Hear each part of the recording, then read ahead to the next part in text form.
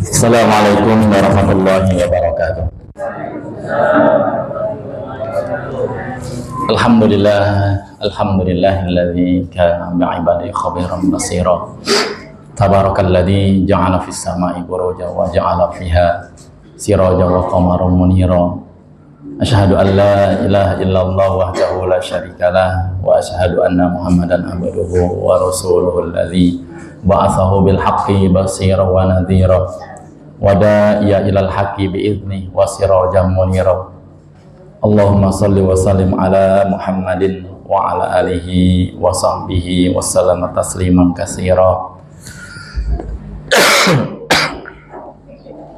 Faya ayyuhan nas usikum iyaya bitaqwallah wa ta'atihi faqad fazal muttaqun. Ya ayyuhalladzina amanu taqullaha haqqa tuqatih wa la tamutunna illa wa antum muslimun.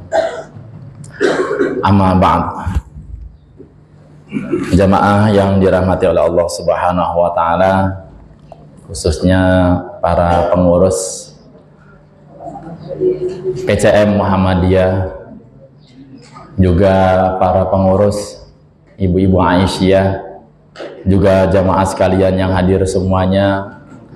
Insya Allah setiap langkah kita menuju majelis ilmu ini akan menjadi pengangkat derajat kita di sisi Allah Subhanahu wa taala, dan insya Allah juga akan menggugurkan dosa-dosa kita di masa yang telah lalu. Amin ya rabbal alamin.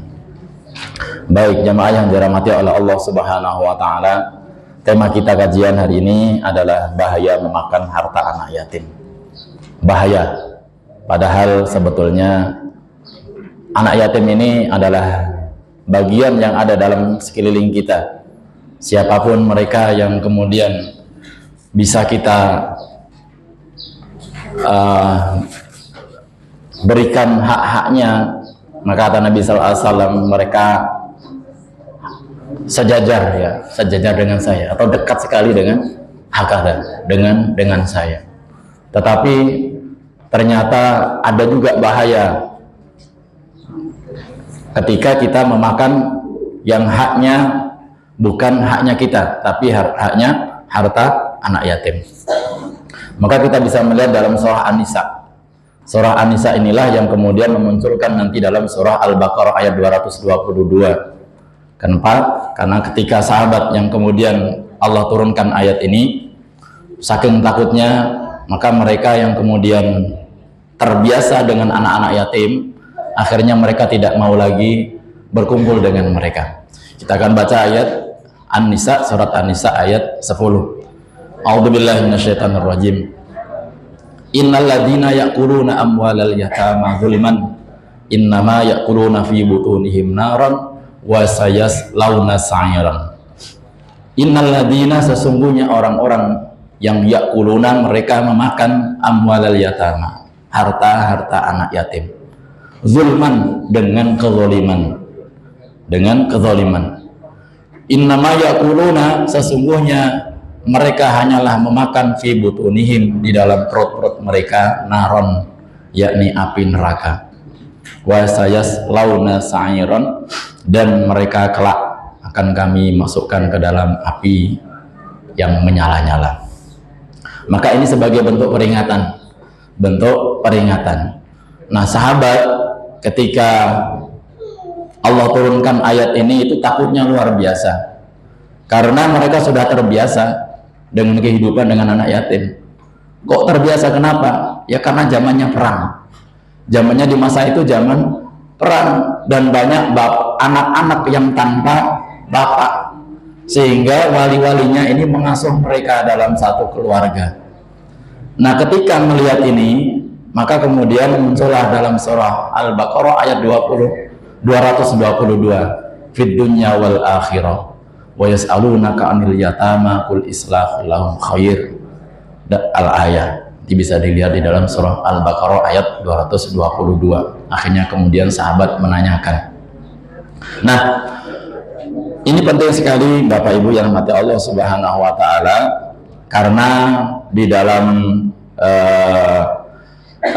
pemikiran kita seolah-olah anak yatim ini anak-anak yang berada di panti saja, anak-anak yang berada di panti saja.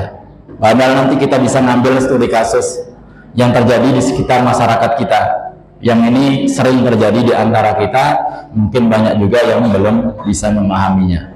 Karena apa? Ketika kita sedikit mengambil haknya mereka, anak-anak yatim ini, maka sama halnya kita telah berinvestasi api neraka di dalam perut-perut kita. Na'udzubillah, summa na'udzubillah. Panasnya luar biasa.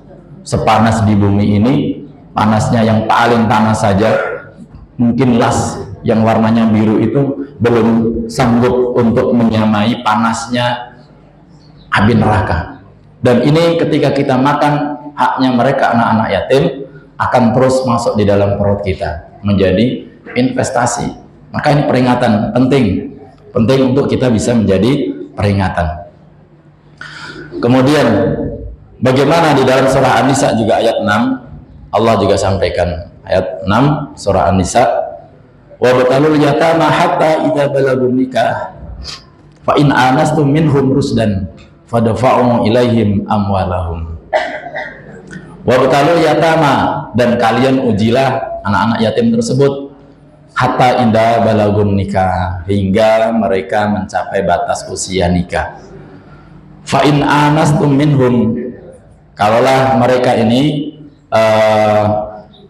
menurut pendapat kalian ini sudah fa'in anastum minhum rusdan, kalau mereka ini kira-kira menurut kalian sudah cerdas, bisa ngelola harta yang diberikan kepada mereka itu, fadfa'u ilaihim amwalahum, maka saat itulah serahkanlah harta-harta yang Allah titipkan kepada mereka ini kepada mereka, haknya mereka. Artinya di dalam hal ini, anak yang kecil yang masih belum cukup umur, hartanya perlu untuk dikelola walinya, sampai mereka ini betul-betul bisa mengelola uangnya. Jadi ketika seorang ayah atau seorang ibu yang kemudian meninggalkan anak-anak yatim, jangan langsung dibagikan kepada mereka. Memang syariatnya ketika harta waris tersebut harus segera dibagikan. Tetapi kalau nanti dibagikan kepada anak-anak yatim tersebut, sementara mereka belum paham, belum bisa mengelola tentang hartanya, maka ini menjadi mudharat. Tetap dikelola walinya. Dan ini sudah pernah terjadi di masa sahabat. Jadi sahabat mengelola uang dari peninggalan si mungkin saudaranya yang terbunuh di dalam peperangan tersebut, dikelola sampai nanti dia akil balik.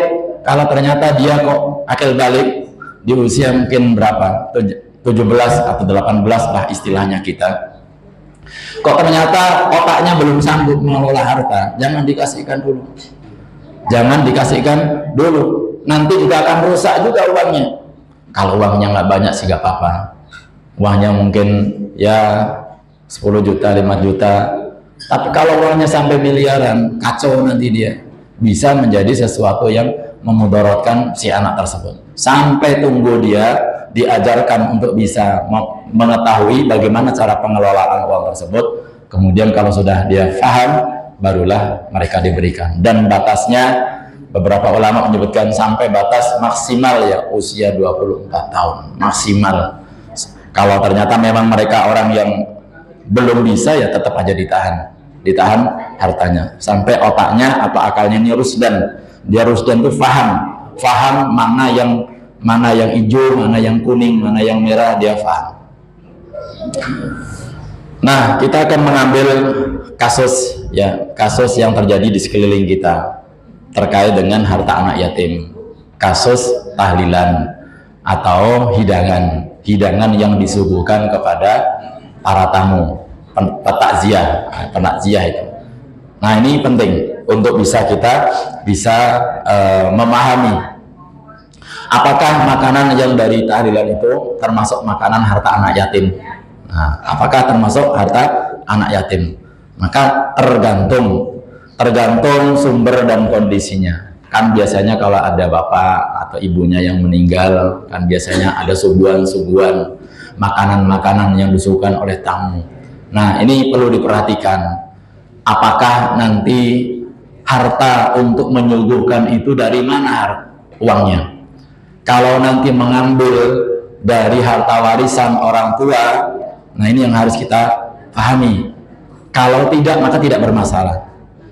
Kalau itu uang hasil mungkin dari sumbangan warga, dari Pak RT, Bu RW, atau ada orang yang dermawan ngasih, kemudian nanti si keluarga nggak usah pusing, nanti kita yang nyediain makanan, maka tidak bermasalah. Makanan tersebut halal, ya, halal wa thayyiban, ya, halal dan thayyib. Tetapi ketika tadi uangnya itu berasal dari bukan dari sumbangan, bukan dari gotong royong, atau bukan yang lainnya, tapi milik anak yatim, maka ini haram hukumnya. Karena itu sama halnya dia telah memakan harta anak yatim. Nah ini kita bisa melihat, kalau harta warisan yang belum dibagi, kan biasanya nggak mungkin orang meninggal langsung dibagi harta warisannya, masih biasanya nunggu sampai sudah dikubur, sudah selesai urusannya. Tapi yang penting kalau sudah ada yang meninggal, maka diurus dulu hutang-hutangnya dulu, jangan buru-buru ngambil harta warisnya. Utangnya ini digenapin dulu, meskipun utang ke anaknya, utang ke saudaranya sendiri harus diselesaikan, kecuali kalau diikhlaskan. Tapi jangan memaksa untuk diikhlaskan. Ya anak sendiri, ya saudara sendiri, wong utang segitu aja kok nggak ikhlasin, kan kasihan nanti bapak, kasihan ini almarhum. Jangan dipaksa untuk ikhlasin, kan dia nggak tahu kebutuhan si saudaranya tersebut, nggak tahu kebutuhan si anaknya tersebut. Ya utangnya mungkin 10 juta, mungkin ya masih maksimal lah 1.500.000 mungkin lah diikhlasin. Ya kalau ratusan juta masa mau diikhlasin? Ya nggak apa-apa sih anak kalau diikhlasin, asal jangan dipaksa. Ini biasanya kadang keluarga ini udah melihat dari dohirnya, ya seolah keluarga ini tersebut kaya gitu, akhirnya ya kasihan bapak nanti kalau utangnya harus diminta. Lu hartanya banyak kok, hartanya miliaran, harta bapaknya, punya utang anak mungkin 100 juta, 200 juta, jadi kasihin dulu nggak apa-apa, masa suruh ngikhlasin. Setelah diikhlasin nanti hartanya bapaknya dibagi-bagi juga sama saudaranya, biar dapat nanti bagian daripada harta warisan tersebut. Ini sering terjadi di masyarakat. Jadi ini perlu diperhatikan. Nah, hutangnya selesaikan, wasiatnya kalau ada wasiat selesaikan, baru nanti warisannya baru ditunaikan. Nah, ketika warisan ini belum ditunaikan, pastilah di situ ada harta yang ditinggalkan dari ahli waris. Bisa jadi di situ ada harta yang anak yang masih kecil, yang disebut dengan anak yatim. Nah, nanti mungkin ada pertanyaan, kalau anaknya udah gak ada yang yatim gimana Ustaz? Boleh nggak dimakan Ustaz? Sama saja, karena ilatnya itu harta anak yatim yang ditinggalkan. Nah, nanti kita akan melihat beberapa dalil yang merujuk kepada kabar tersebut. Apalagi keluarganya nanti miskin, ya miskin karena budayanya ini kuat, kalau nggak nanti menjamu, terus yang lainnya nggak ada yang peduli, akhirnya takut dikucilkan, akhirnya mau nggak mau malah ngutang, atau bahkan dibikin bisnis. Ada dibikin bisnis, jadi nanti ngutang berapa, biar nanti kan biasanya ada orang yang ngasih itu dihitung nanti, jadi buat lahan bisnis malahan. Nah ini naudzubillah. Jadi ketika si keluarga tadi dalam keadaan dia miskin, ada anak yatim tersebut, kemudian jangan sampai dipaksakan untuk ngasih jamuan kepada para tamu dari keluarga tersebut, bahkan ngutang. Naudzubillah. Ini haram nanti hukumnya. Ini berbahaya. Termasuk itu bagian daripada memakan harta anak yatim, dan disebut zalim, bagian daripada investasi memakan api neraka ke dalam perut-perut mereka. Nah, bagaimana sunahnya? Dalam Islam ketika ada yang meninggal, maka tetangga yang sangat dianjurkan untuk membantu, memberi makan kepada keluarga si mayit, gotong royong, atau mungkin ada iuran warga. Nanti ketika ada yang meninggal nanti dijamin semuanya, pokoknya keluarga jangan sampai mengeluarkan sepeser pun, karena nanti sudah dijamin oleh mungkin Pak RT-nya, Pak RW-nya, atau mungkin dari program DKM-nya. Nah, sekarang banyak DKM itu yang punya program demikian juga. Jadi ketika ada warga yang meninggal, itu mereka nggak susah lagi. Biasanya yang tidak peduli dengan warganya, yang meninggal ini kadang-kadang keluarganya jadi susah. Sudah nggak ada yang ngurusin, nggak ada yang memandikan, tim perempuan maupun yang laki-laki nggak ada yang memandikan. Yang ngurusin sampai nanti ke tim mungkin yayasan apa yang biasanya memandikan itu, sampai diantarkan ambulan saja itu sangat sulit. Padahal biasanya ada ambulan di dalam kampung tersebut. Tapi mohon maaf, mungkin karena ada yang sedikit perbedaan ya dalam tanda kutip ya madhab gitu, akhirnya ini yang menghalangi mereka. Jangan sampai ini yang kemudian memberikan kita masalah, padahal itu haknya mereka, yang orang yang meninggal tadi. Maka ini yang menjadi sunnahnya tetangga kanan kiri tadi yang membantu urunan atau apa, sehingga ketika ada tamu yang di sana juga nggak dibiarkan diem saja, setidaknya ada minuman atau makanan, tapi jangan dari keluarga si mayat tersebut. Dalam hadis Nabi SAW dari Abdullah bin Ja'far radhiyallahu an, isna'u li ali Ja'farin ta'aman faqad atahum ma yasghaluhum. Ya, buatkanlah makanan untuk keluarga Ja'far karena telah datang kepada mereka sesuatu yang menyibukkan mereka.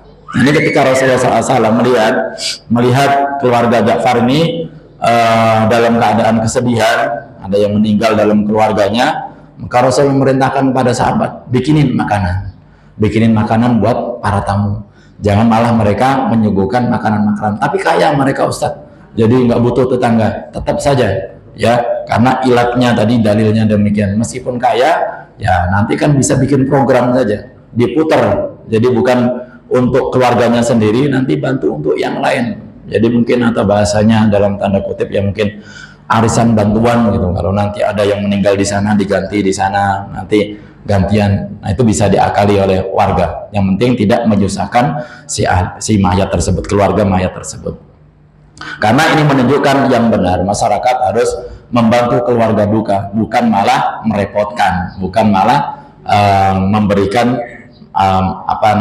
kesusahan kepada yang meninggal tersebut. Kemudian beberapa pendapat ulama bagaimana membuat jamuan dari keluarga si jenazah tersebut atau mayit. Sebagian ulama memakruhkan, bahkan ada yang menjadikan itu sebagai bentuk bid'ah, karena keluarga mayit justru membuat jamuan. Yang jadi makruh tadi keluarga mayitnya yang membuat jamuan. Kalau nggak membuat jamuan ya tidak masalah tadi. Dalam hadis Nabi SAW, dalam hadis riwayat Ibnu Majah, kunna na'udul ijtima'a ila ahlil mayyit.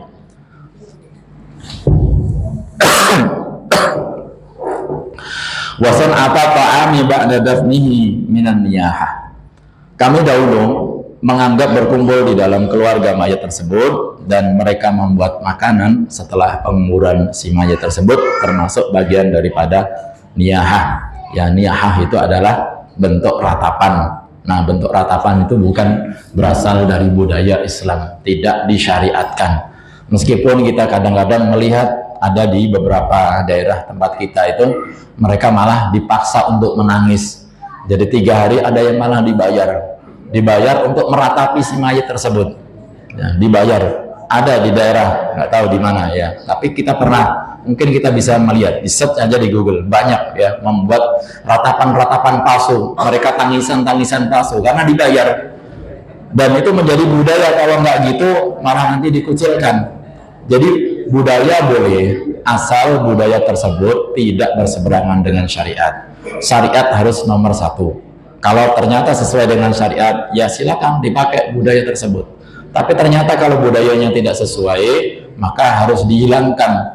Jangan nanti nggak enakan nanti sama tetangga. Nah, makanya butuh kita kajian, buka kitab bareng-bareng bersama-sama. Kira-kira ini syariatnya benar nggak sih? Gitu.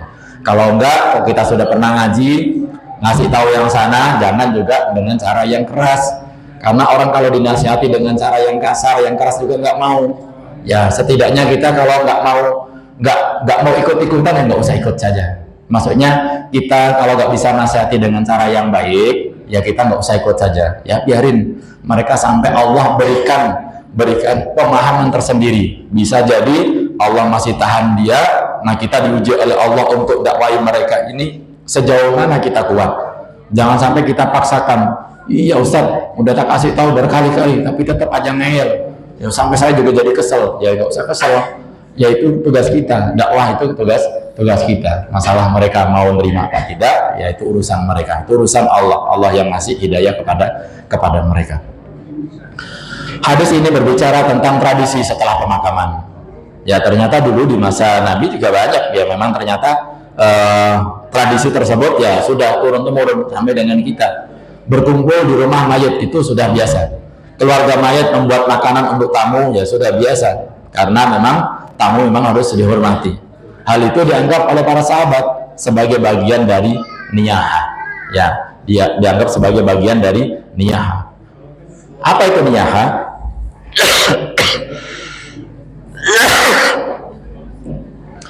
Niyaha itu meratapi mayat secara berlebihan.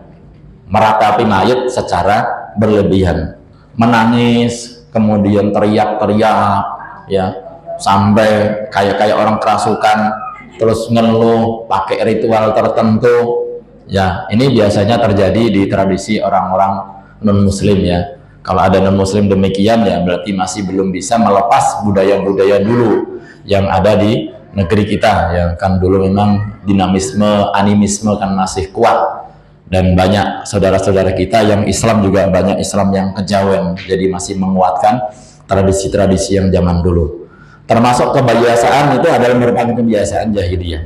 Dalam banyak hadis disebutkan bahwa niyaha termasuk perbuatan yang tidak dibenarkan. Artinya ini sangat tidak disukai oleh Allah dan juga Rasulnya.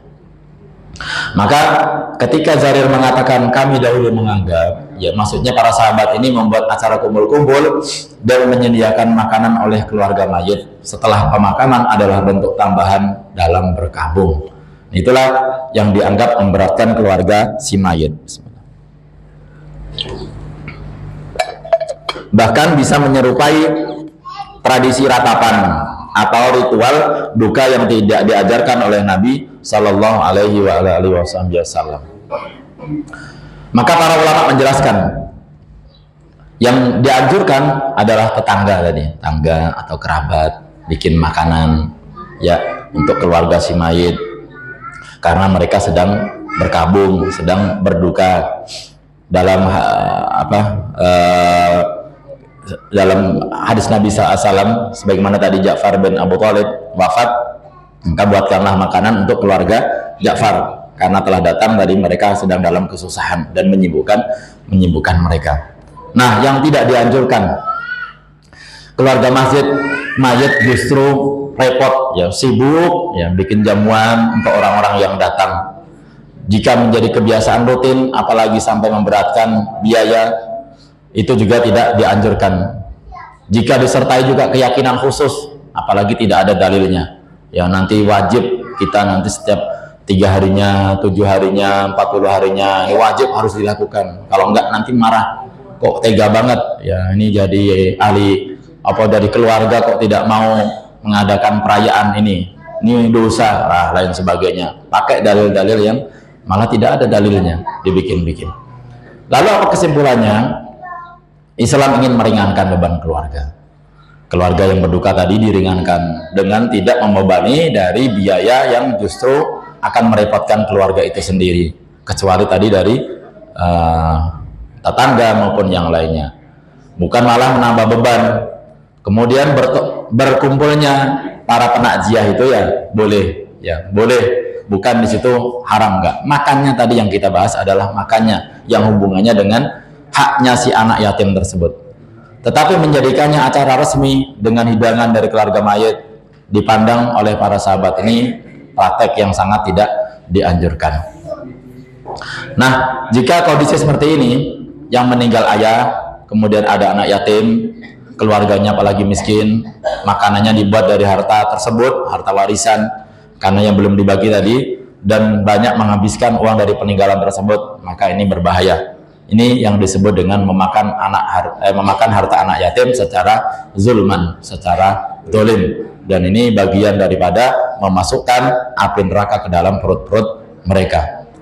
Namun jika dari sumbangan warga, bukan dari anak yatim tersebut, maka tidak termasuk memakan harta anak yatim, maka silakan diperkenankan. Yang penting kalau membebani keluarga ini maka tidak diperkenankan. Kalau warisannya belum dibagi, kita nggak mungkin juga warisan sudah dibagi, baru meninggal kok sudah dibagi.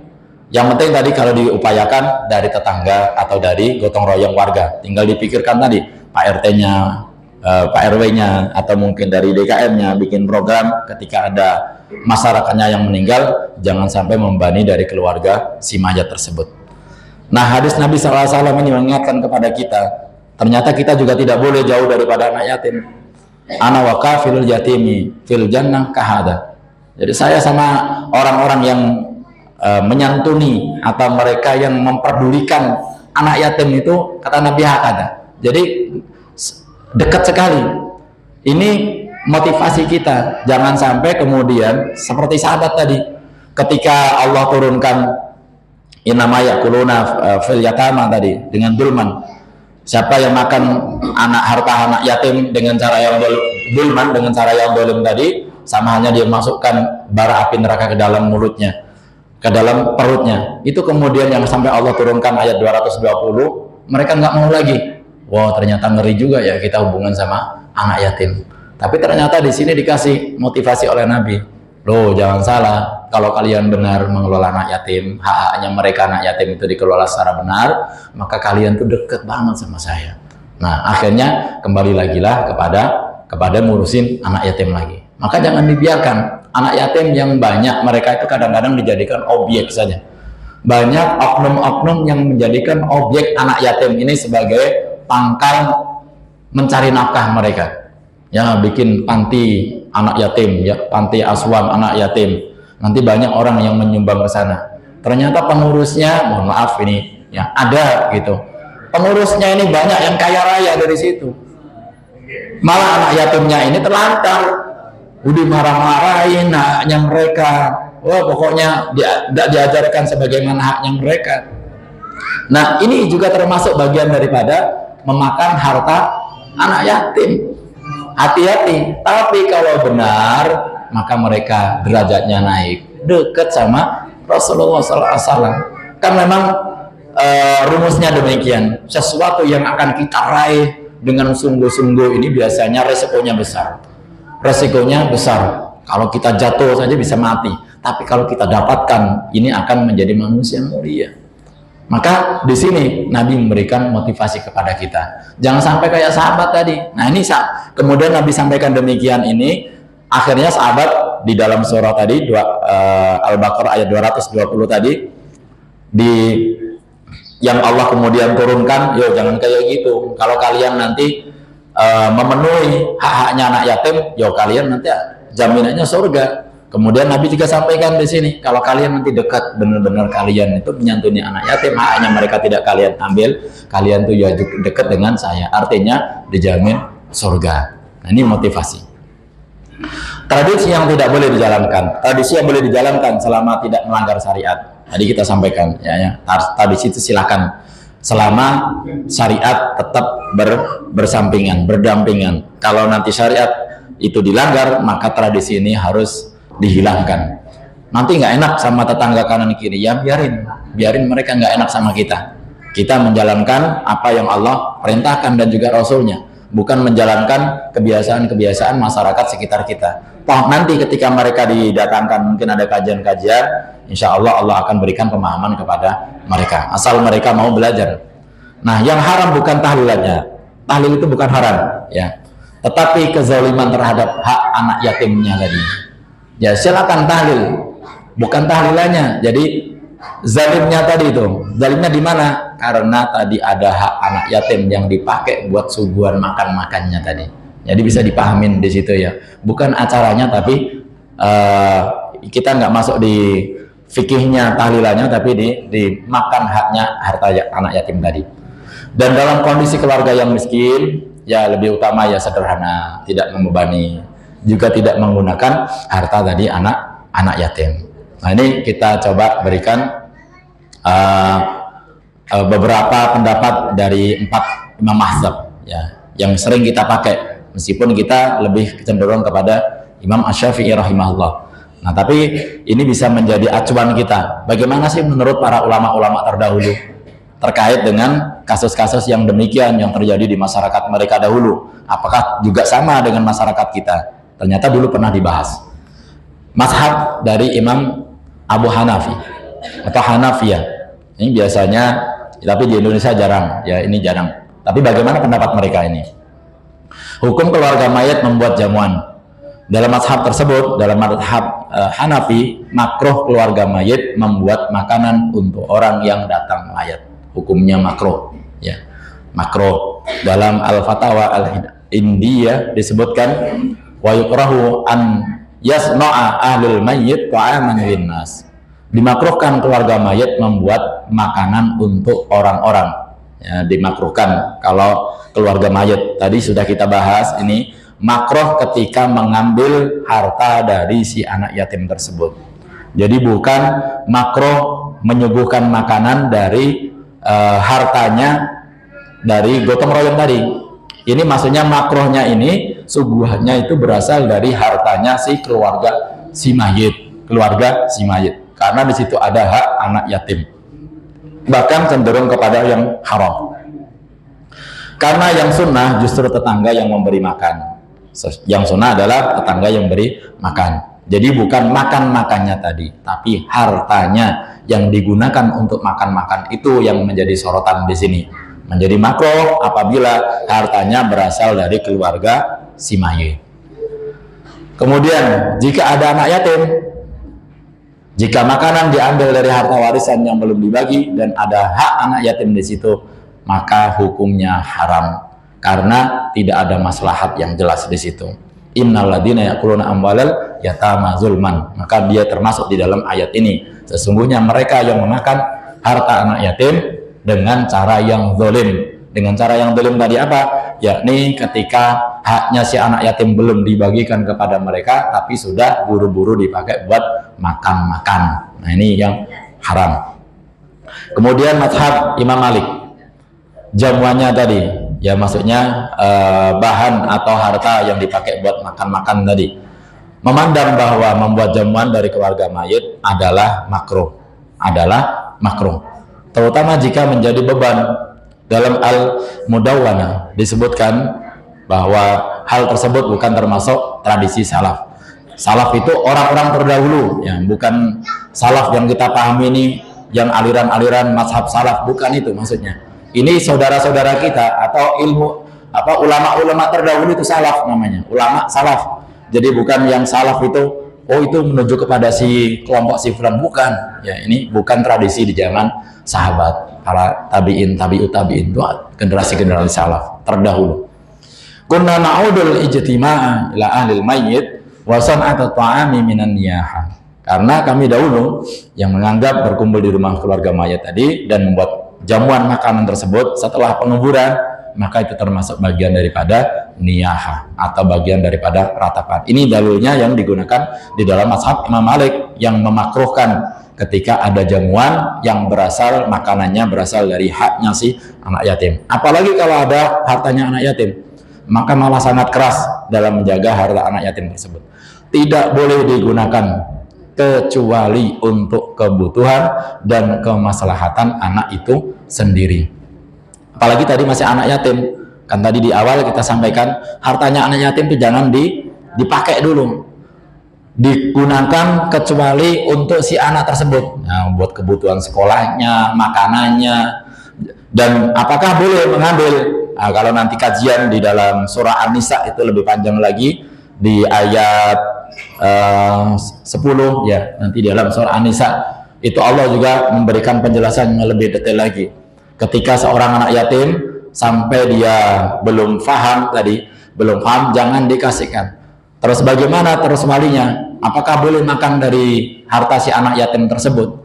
Walinya bahkan di situ diberikan, kalau dia memang tidak mampu maka boleh makan tapi secukupnya. Kalau dia ternyata mampu, dengan hartanya dia bisa hidup, bisa makan, nggak sampai minta-minta, maka diharamkan dia mengambil harta si anak yatim tersebut sampai segitunya. Nanti Allah berikan penjelasan yang lebih detail dalam surah An-Nisa. Tetapi kalau dia memang tidak mampu, hidupnya juga pas-pasan, hanya hidupnya ngurusin anak yatim tersebut, maka makanlah, tapi sewajarnya saja, sepantasnya saja. Jangan dimanfaatkan tadi yang kita sindir tadi, ngurusin anak yatim, bikin panti anak yatim, ternyata pengurusnya kaya raya, mobilnya Alphard, Ferrari, bukan Ferrari ya, Velfire lah, apa Pajero dan sebagainya. Tapi ternyata ngurusin anak yatimnya di situ terbengkalai, ya terbengkalai, nggak diurusin haknya mereka, sekolah biarin saja, ya dan lain sebagainya. Nah ini orang-orang yang zulman, memakan harta anak yatim secara zulman. Kemudian mazhab Imam Asy-Syafi'i, karena masyarakat Indonesia memang mengikuti mazhab beliau ini. Dalam Al-Majmu' karya Al-Imam An-Nawawi, yakni wa amma sum'u ahlil mayyit ta'aman lin-nasi fa makruhu. Adapun keluarga mayit membuat makanan untuk orang-orang, maka hukumnya juga makruh. Jadi mereka juga dari tiga mazhab tadi sudah kita bahas, tiga-tiganya menganggapnya itu bagian daripada makruh ya. Di sini karena menyerupai niyahah dan juga memberatkan si keluarga. Bagaimana kalau ada anak yatim di dalam keluarga tersebut? Maka sebelum dibagi, maka seluruhnya adalah milik ahli waris sesuai dengan porsinya. Sudah dibagi, hutangnya juga belum dilunasi, wasiatnya belum ditunaikan, warisnya belum ditunaikan, langsung hura-hura dipakai buat nyungguhin tamu-tamu yang datang, malah lebih kejam lagi yang demikian. Jika digunakan tanpa izin dan merugikan anak yatim, maka hukumnya haram.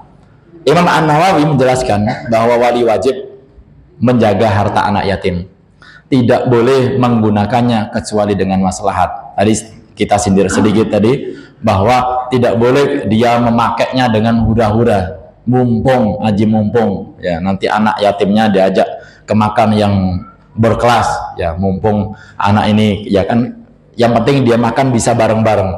Jadi sering-sering dia bikin jamuan makan yang harganya yang wah, serba wah. Kan nggak apa-apa makan bareng anak yatim. Iya, sekali boleh, sekali dua kali.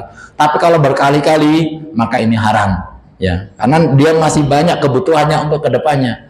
Kalau makan bareng-bareng, apa yang dimakan oleh anak tersebut, yatim tersebut, itu pula yang dimakan oleh walinya. Silakan. Tapi kalau keseringan, ini yang tidak diperkenankan. Mumpung ya, jadi ada yang aji mumpung. Itu dibahas juga dalam surah An-Nisa. Wala taqrabu malal yatimi illa billatihi ahsan. Janganlah kalian mendekati harta anak yatim kecuali dengan cara yang baik. Maksudnya mendekati di sini ya mempergunakan harta si anak yatim kecuali dengan cara yang baik, jangan memboroskan. Apalagi nanti dipinjam dipakai buat usaha, habis itu usahanya hancur juga. Nah, karena nggak tahu si anak yatim ini hartanya seberapa, dia kan nggak paham. Akhirnya nanti pas sudah waktunya mau diberikan, hanya dikasihkan sebagian. Ini juga termasuk memakan harta anak yatim, dan jaminannya adalah tadi neraka. Yang terakhir, mazhab Imam Hambali atau ya Hambali. Wa yukrahu sun'u ta'ami min ahlil mayyit.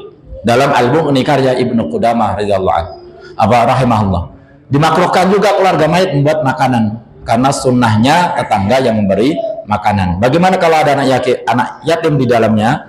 Maka wali menggunakan harta anak yatim kalau tanpa ada maslahat, maka ia berdosa dan wajib menggantinya.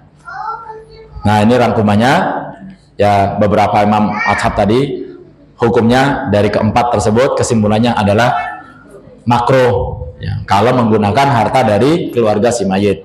Kalau ternyata juga membebani keluarga, lebih tercelah lagi. Kalau itu di situ ada harta anak yatim, haram hukumnya. Kalau dari sumbangan warga, maka silakan, diperkenankan. Nah, ini sudah kita sampaikan tadi. Ya cukup dulu. Kalau ada yang mau ditanyakan, kami persilakan.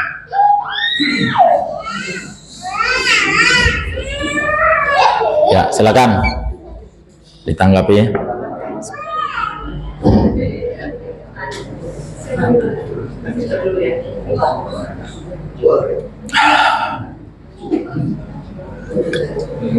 Assalamualaikum warahmatullahi wabarakatuh. Waalaikumsalam warahmatullahi wabarakatuh. Mengenai setelah kematian ada selamatan. Jadi selamatan anak yatim itu pernah menitip uang ke pamannya sebelum ibu meninggal. Setelah acara itu, uang yang pernah dititip itu dijadikan hutang untuk acara selamatan itu. Jadi selama uang anak yatim yang disedekahkan kita datang mengikuti kajian itu dikelola oleh pamannya. Tapi bisa dicarakan ke pamannya tidak bilang, saya tidak pernah mengambil uang dari sini. Tapi nyata-nyata itu di sini kita tanyakan bagaimana cara kita memberitahu, sedangkan kita sudah tahu ini, biar tidak terjerumus terlalu jauh. Bagaimana caranya, apa lewat Al-Quran hadis. Baik, baik. Ya, baik. Ya. Langsung dijawab apa? Ya, langsung dijawab biar nggak lupa ya. Ya, baik. Ini kasus ya, kasus yang terjadi di masyarakat kita. Padahal tadi sudah jelas itu hartanya anak yatim. Harta anak yatim yang dititipkan sama pamannya. Pamannya itu berarti sebagai